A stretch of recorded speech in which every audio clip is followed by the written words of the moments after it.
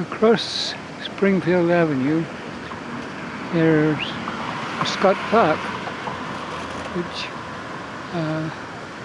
is administered by the Park District as distinct from the city, which administers the Detention Park.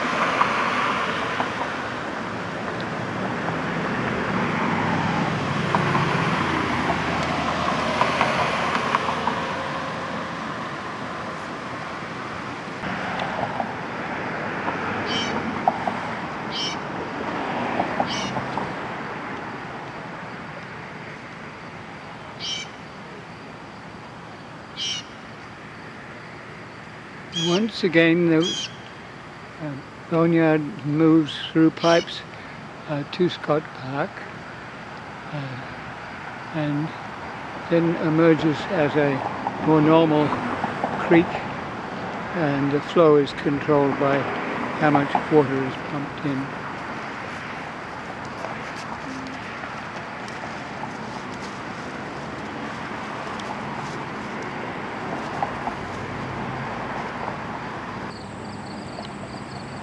Once again, there is a bridge, and the vegetation almost obliterates the creek, but it has its character. Wetland species on the creek banks, and then the prairie on the banks is beginning to hay off. It's the end of its season.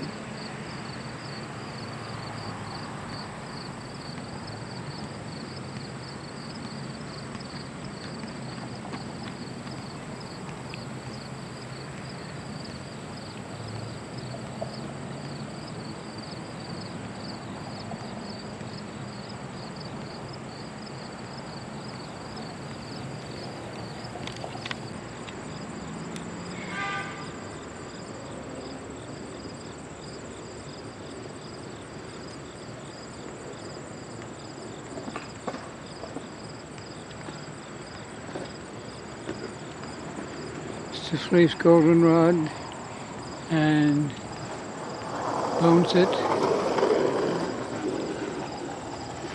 frost aster,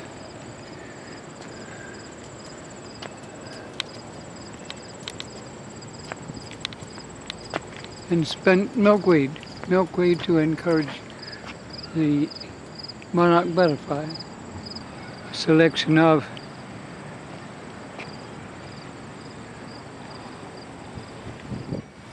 purple cornflowers.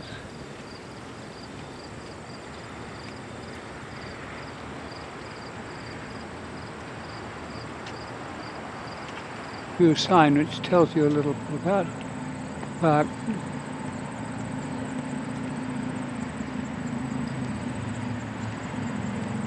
it's an all-weather sign, and it says something about a little garden behind, which is a rain garden. I'll show it to you in a minute. But we need this sort of signs to let people know that this isn't just weeds, this didn't just happen. This was a very organized planting and quite biodiverse. Right behind that frost aster, there's New England aster.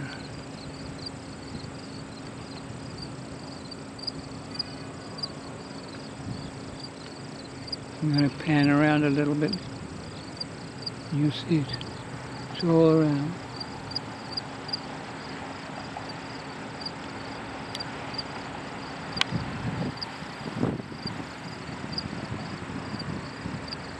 You can see in the distance is a basketball court. So this is where your nature environment meets up with a recreation, and does very well.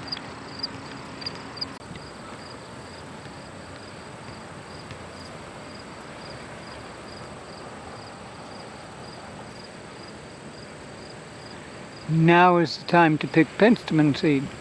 It's a diplomat. It flowers early in the spring. It's white flowers, and it grows fairly well. Now is the time to pick it for the next natural area that there is.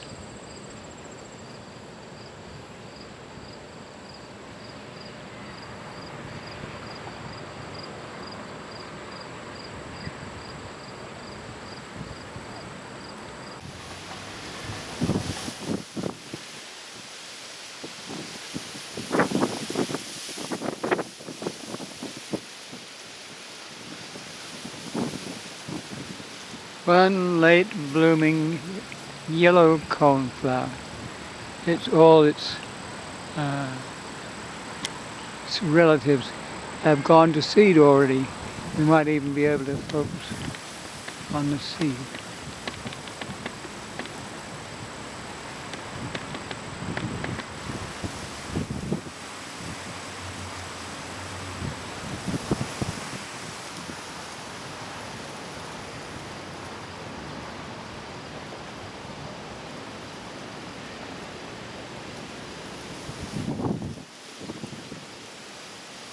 There it is amongst all the grass. Switchgrass, I believe.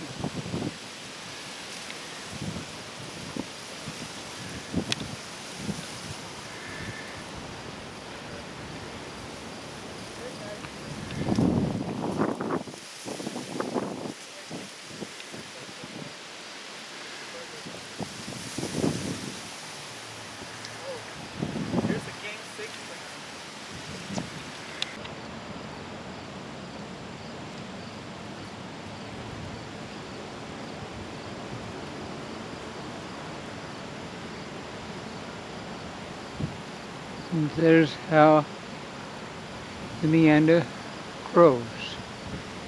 And there's two people sitting in a spot over there, and you can almost see the grid where the boneyard once again goes underground as it goes through the campus.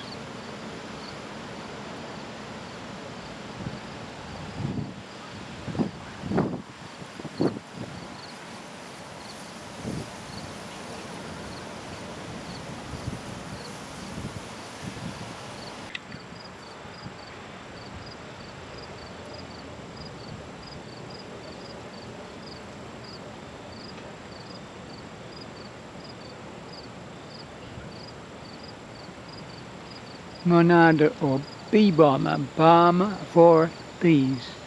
They really love it. It's a mint, and you can crush the leaves and smell the mint.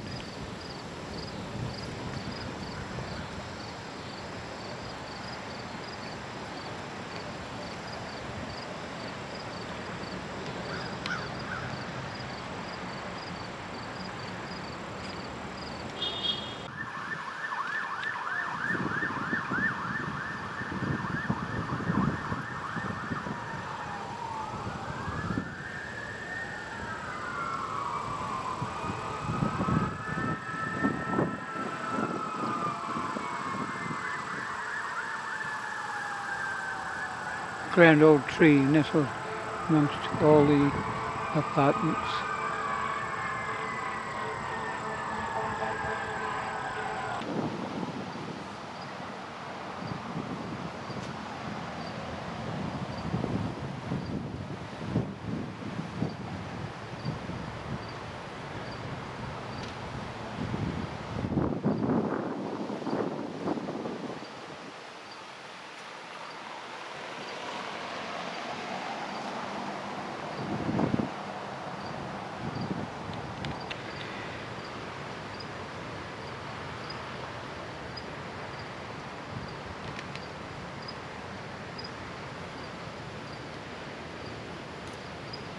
It's Canada wild rye. It's a diplomat, it's an annual, whereas most prairie plants are perennial. And it grows well and it looks excellent. And then right next to it is a dock, which is an English dock, which was for us a weed. And there it is. It has little floaters on its seed, so it comes down with the boneyard.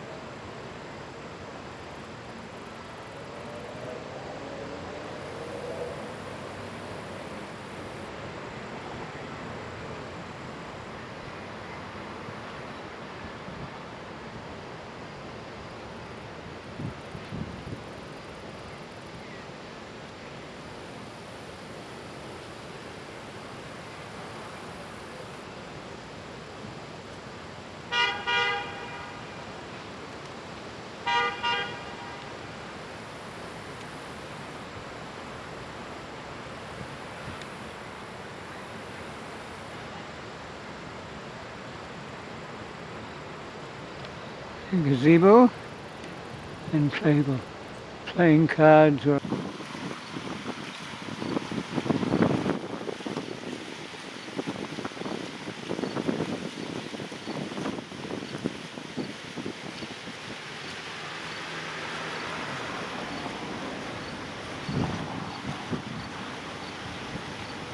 this is where the boneyard goes underground again. You don't see it, but you have to know that it's there.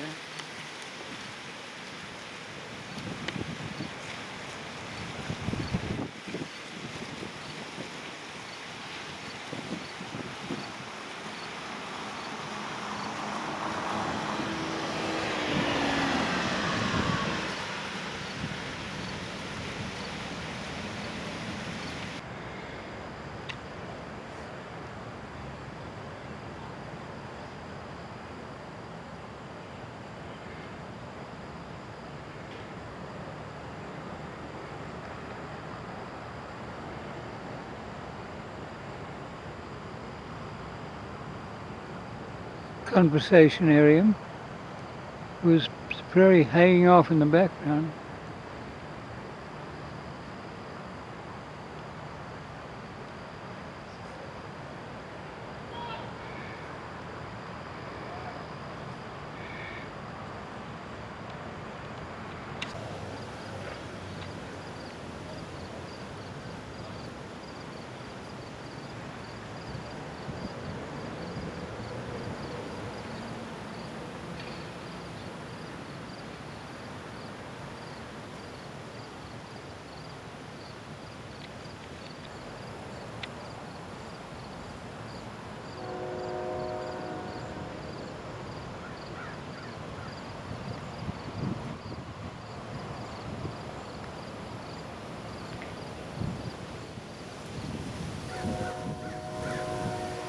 You have to think about the prairie as it haze off, because prairie traditionally burned. It was burned by lightning strike and by native people who knew how to burn it, and not to burn it too much so it became a coarse prairie, but to burn it periodically and to harvest from it, because the creatures would benefit. If you don't burn, the prairie will get lower and lower and weaker, and it won't be a prairie anymore.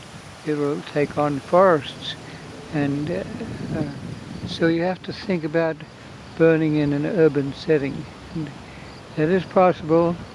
You just have to be careful, and you inform the fire department, and they will often come and visit with you and help you. And don't burn everything, just burn pieces. Sometimes it's better to burn it in winter time, because there'll be outliers of snow that won't burn, and so there's some creatures in the prairie that don't really enjoy being burned. So we don't usually burn areas to completion. there's a temptation to do that, but we like to do it in a patchy fashion, and we're probably 3 to 5 years between, and so think about that.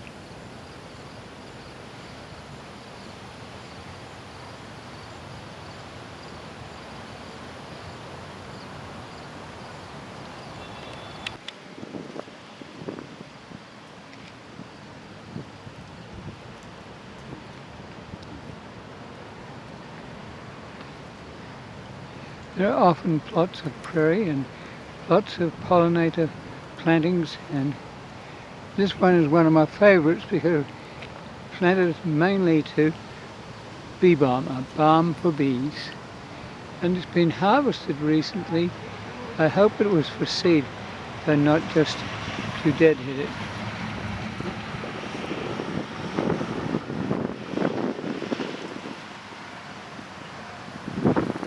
You can see where it has been deadheaded. There's a few other plants. When you do a prairie, it just doesn't happen. You need to have enough knowledge to be able to plant the plants and look after them, and it's not free of maintenance. It will deteriorate. Even we have weeds that are prairie plants that take over. So if you have a small plot of prairie, then you have to look after it some.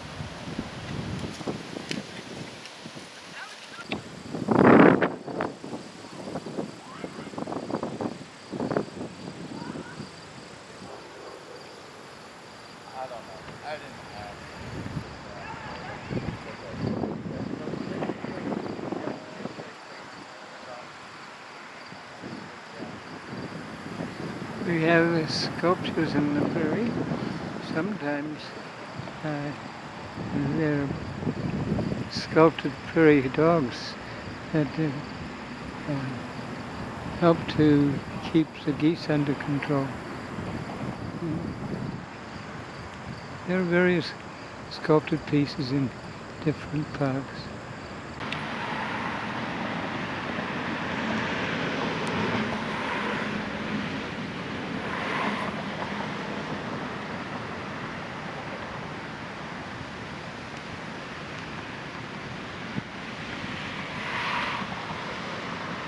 These are lonely petunias in an onion patch.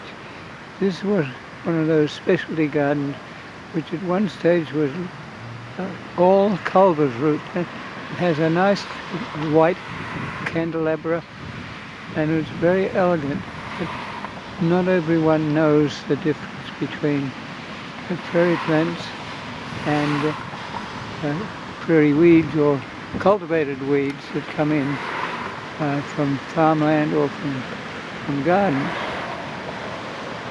And some people augment prairies by putting daylilies and like. So we cherish the opportunity to have master naturalist, master gardener situations where people learn about the 110 broadleaves that we have in the prairie, plus half a dozen grass.